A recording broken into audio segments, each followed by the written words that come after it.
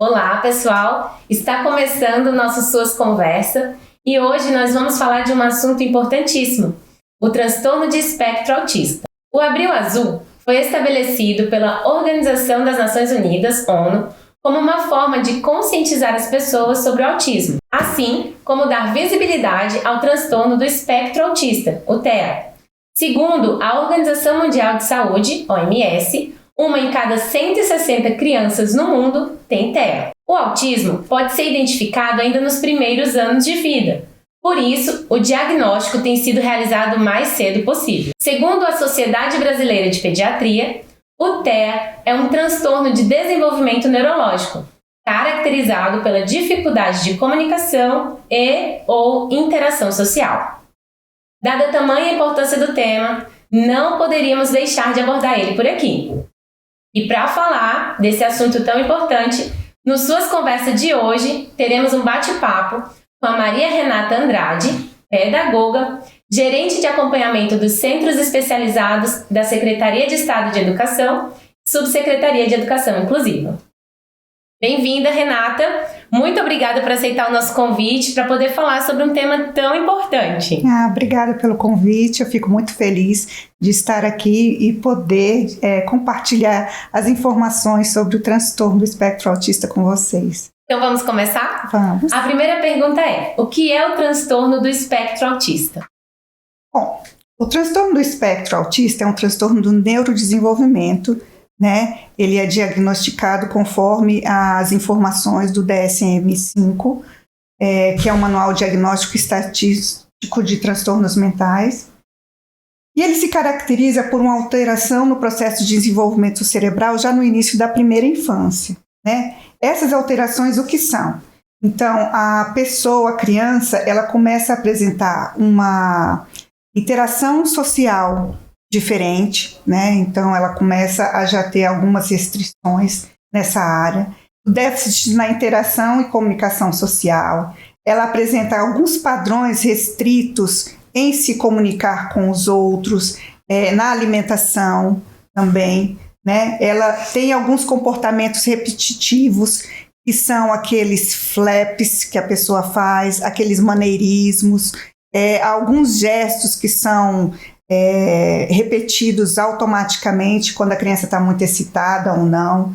Ela apresenta também algumas atividades e interesses bem específicos, como foco só em carrinhos, foco só em alimentos sólidos. Isso vai diferenciar muito de um indivíduo para o outro, né?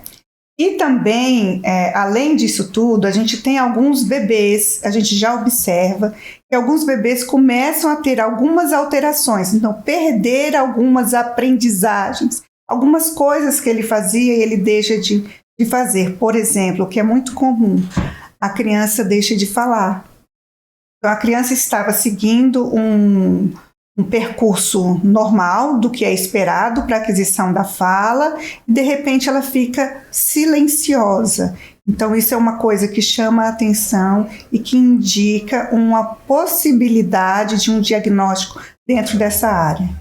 Interessante, esse segundo caso eu não sabia que podia acontecer, da criança estar no desenvolvimento e acabar regredindo, né? A gente tem observado muito nas entrevistas que a gente faz com as famílias, o relato desse tipo de acontecimento, que a criança estava indo muito bem, de repente ela ficou silenciosa, né? Ela começou a prestar mais atenção e parou de falar ou de verbalizar como ela fazia anteriormente. Entendi. Então vamos para a segunda pergunta. Existem diferentes níveis para o TEA? E também se você puder falar se existe algum direito, né, específico para esse público? Sim. Bom, o transtorno do espectro autista, ele é caracterizado em alguns níveis pela comunidade médica, né? Então, nós temos de nível leve, moderado ao grave. E isso está relacionado ao tipo de habilidades adaptativas que ele vai necessitar, aos níveis de apoio que ele vai demandar no decorrer da vida dele, tá? Então, dependendo do nível de suporte necessário, a gente vai ter a informação desse grau de autismo. A pessoa autista, ela não é uma pessoa deficiente, né? Então, ela tem esse transtorno e por esse tipo de transtorno, né, e por uma longa história de luta de pais, familiares, né, eles têm os mesmos direitos que as crianças, que as pessoas com deficiência, por causa do nível de apoio que eles necessitam. Então, isso já é previsto em legislação específica no nosso país. E é um grande ganho para toda a comunidade, principalmente para a escola. Porque a escola antes não tinha como fazer o acolhimento, porque eles não eram considerados pessoas com deficiência. Então, foi equiparado, né, a eles o direito de ter todos os benefícios que as pessoas deficientes têm. E conseguirem todo esse suporte, né? Com certeza. Que bom. Então, Renata, como se dá o diagnóstico do TEA? Pois é, o diagnóstico do TEA, hoje em dia, ele é feito precocemente, né, por uma recomendação mesma do Ministério da Saúde, porque quanto mais cedo você identifica os sinais, melhor você pode atuar, né? Então, esse diagnóstico é feito pelo médico, tá? Um especialista em psiquiatria ou um neurologista, né, que com sua equipe pode fazer esse diagnóstico. E esse diagnóstico é baseado nos sinais de comportamento que eles observam e em algumas consultas, né, eles conseguem já definir ou indicar a hipótese diagnóstica do autismo. Em situações em que ele é feito muito precocemente, os médicos costumam escrever no laudo da criança como hipótese diagnóstica, justamente para garantir um período em que essa criança tenha direito de ser acompanhada e se verificar se confirma ou não esse transtorno. Interessante, é um cuidado, né? Um cuidado. Para não fechar ali um diagnóstico e de repente é só uma fase, né? Porque também eles são muito cuidadosos nesse processo, justamente para poder fornecer o apoio melhor possível para essas crianças, né? Então, como saber se há alterações no desenvolvimento da criança? Isso é muito importante. No Brasil, a gente tem um instrumento validado que é muito usado, todo mundo tem conhecimento e acesso, que é a caderneta da criança, distribuída pelo Ministério da Saúde. Por meio dessa caderneta, os pais podem acompanhar os comportamentos da criança, se estão de acordo ou não para aquela idade, né? E isso é muito importante, porque se a criança que está naquela idade não apresenta aquele comportamento, o pai tem que ter o cuidado de relatar isso para o pediatra ou o médico que faz acompanhamento, que muitas vezes é o médico da família. E aí, em conversa com o médico, né, eles vão decidir se é indicado ou não o encaminhamento dessa criança para um acompanhamento especializado ou para uma observação mais pormenorizada deste quadro de desenvolvimento. Interessante. Eu tenho um bebezinho e a gente sempre ficou muito atento com relação aos marcos de desenvolvimento, né? Para saber se estava... Porque lembra que eu falei que às vezes a criança estava evoluindo bem e para de falar, entra numa fase silenciosa? Pois então, aí os pais já consultam a caderneta de vacina e já podem ver lá se ele, de repente, com 5 anos, com 3 anos, ele tem um foco muito grande em algum assunto, em algum interesse. Então, se isso não seria necessário relatar ao médico, né, para fazer um acompanhamento, para ver se é alguma coisa que precisa de atenção ou não, né? E aproveitando que a gente está falando da caderneta, quais são os sinais que a caderneta traz para que os pais possam observar? Se puder falar? Bom, muitas pessoas dentro do transtorno do espectro autista, elas apresentam alterações sensoriais. Por exemplo, os bebês. A minha experiência maior é com os bebês.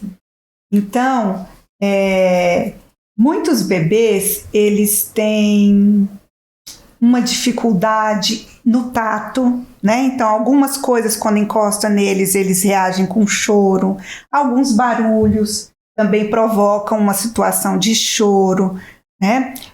Podem ser observados também em relação ao sono, né? Que eles não conseguem se adaptar ao período noturno, então trocam o dia pela noite. Isso é comum acontecer, mas nos bebês menores, né? Nos recém-nascidos, até 1 mês. Depois, a criança costuma já se adaptar a dormir durante o período noturno. Então, a criança assim, que acorda muitas vezes, ou então que não dorme à noite, então isso também é uma coisa que você deve relatar para o médico.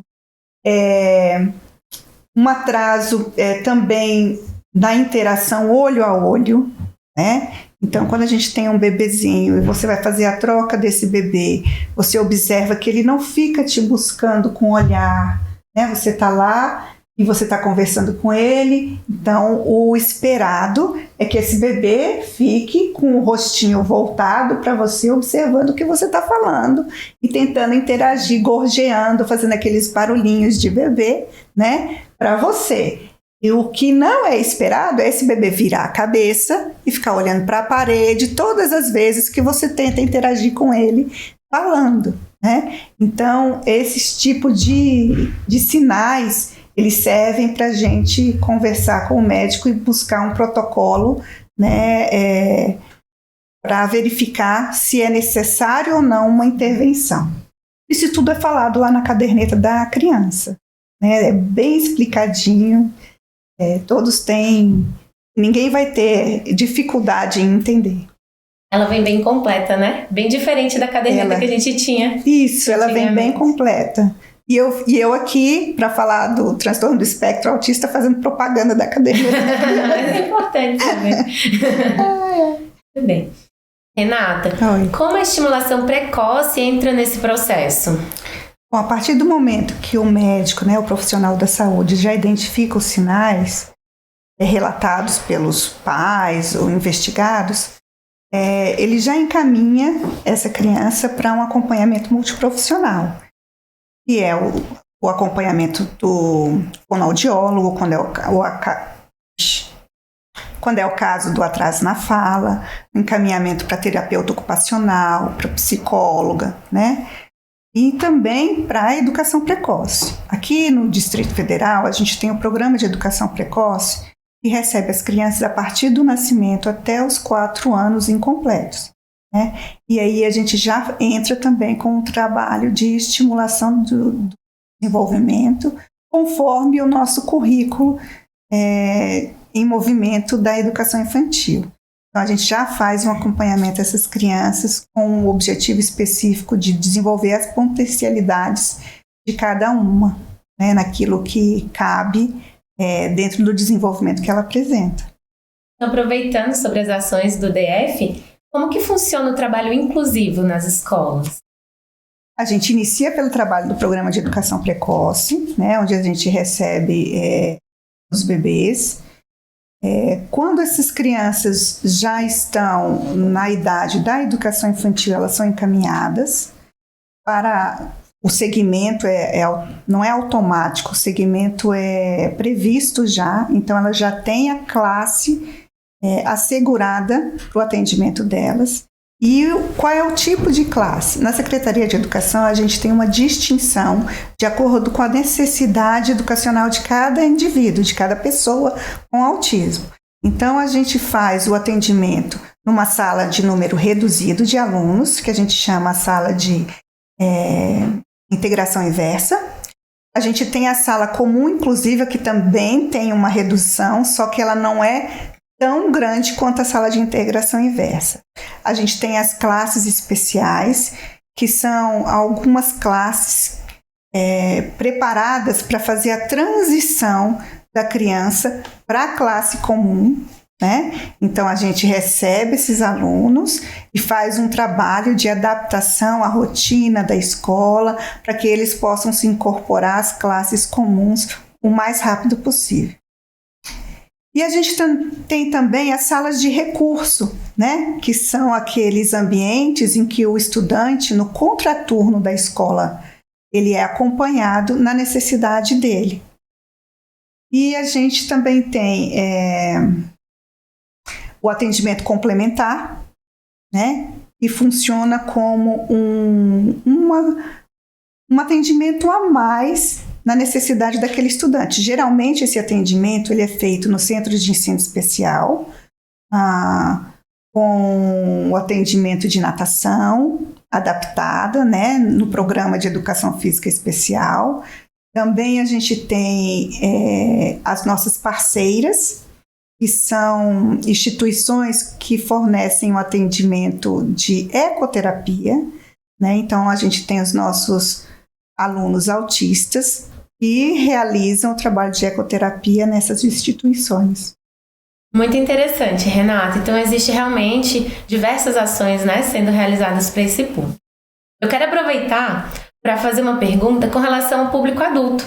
Você falou para a gente aqui sobre a importância do diagnóstico cada vez mais precoce. Correto. Mas a gente também tem visto que muitos adultos têm descoberto e têm, né, que possuem o transtorno do espectro autista. Você pode falar um pouquinho sobre isso?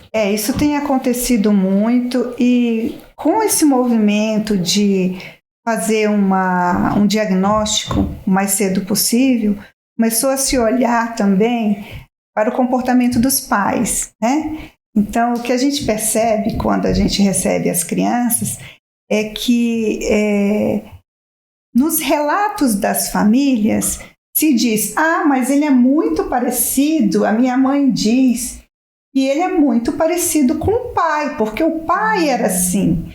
E aí as pessoas começaram a investigar e a procurar. Por quê? Porque no seu percurso de vida, eles têm o relato de algumas dificuldades que agora eles começam a perceber ser compatíveis com o transtorno, né? Então, eles começam a ser diagnosticados porque começam a buscar um médico para relatar esses acontecimentos na sua vida. Então, um exemplo, uma pessoa que sempre teve problema de receber abraços, de cumprimentar as pessoas abraçando, né, com beijos, e sempre teve muita dificuldade em participar de festas, principalmente festa junina, que tem muitos fogos de artifício. Então, essas pessoas nunca entenderam por que elas têm isso, né? E agora, atualmente, elas têm essa abertura para relatar isso para o médico e já investigar se seria ou não relativa ao transtorno do espectro. E elas começam a se sentir mais leves, porque todas as dificuldades que elas enfrentam durante a vida delas, ela descobre que é relativo ao transtorno do neurodesenvolvimento, né? Ela não é uma pessoa esquisita, por exemplo. Ela é uma pessoa que tem um transtorno do neurodesenvolvimento. E tem sido feito cada vez mais o diagnóstico em adultos relativos a essa busca, né, das pessoas com essa abertura maior por se falar tanto em transtorno do espectro autista. Renata, nosso bate-papo está chegando ao fim, mas eu quero te agradecer demais por você ter vindo, por ter tido aí um tempinho para nos atender. A satisfação é toda minha, né? Assim, o que a gente puder fazer por esse público que a gente atende com tanto carinho, que a gente recebe, né? E também pelo estudo, né, que a gente se dedica, né, para ser um profissional cada vez melhor dentro da Secretaria de Educação. Muito obrigada, viu? Obrigada a vocês. Bom, pessoal, essa conversa vai ficar disponível na Escola Virtual das Sedes e nas nossas redes sociais. Caso você queira que a gente aborde mais sobre esse tema, é só pedir lá na nossa escola virtual ou também no nosso canal do YouTube. Obrigada por estarem aqui conosco. Esperamos vocês no próximo encontro no Suas Conversas com mais um convidado especial. Não esqueça de deixar suas perguntas e sugestões para outras conversas. Até lá!